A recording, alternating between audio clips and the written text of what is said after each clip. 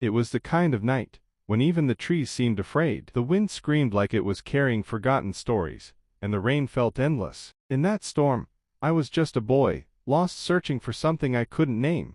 Saw a small light flickering in the distance, a cabin, standing strong against the chaos. Something about it pulled me in. Maybe it was hope, maybe just warmth. Either way, I walked toward it, with a shaking heart. The door opened. An old man stood there with a lantern in his hand. He didn't ask who I was or where I came from. He just stepped aside and said, "Come in, son. Storms don't scare those who've survived them."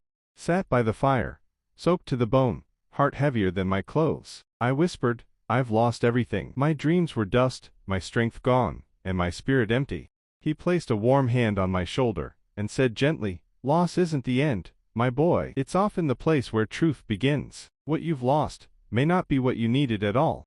His voice dropped to a whisper. I once lost my family in a flood. Thought I'd never laugh again. But pain, my friend, can be a teacher. And time has a strange way of helping us find purpose in ashes. I said, "I tried everything, nothing worked. Everyone left." He looked at me, not with pity, but understanding. "Maybe the storm didn't come to break you," he said. "Maybe it came to clear your path."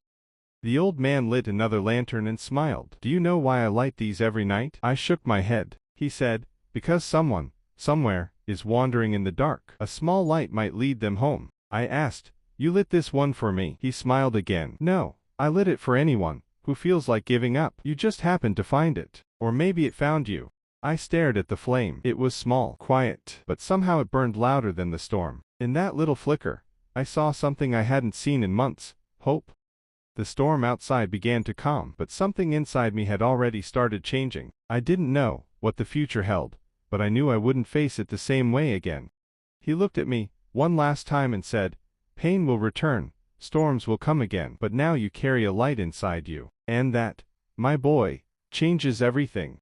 The next morning, I stepped outside. The world was wet, broken, but quiet. My heart was still scarred, but now it beat with purpose. I was no longer just surviving, I was beginning to live. As I walked through the trees, I held the lantern close, not because I needed the light but because I wanted to be the light for someone else, just like he was for me.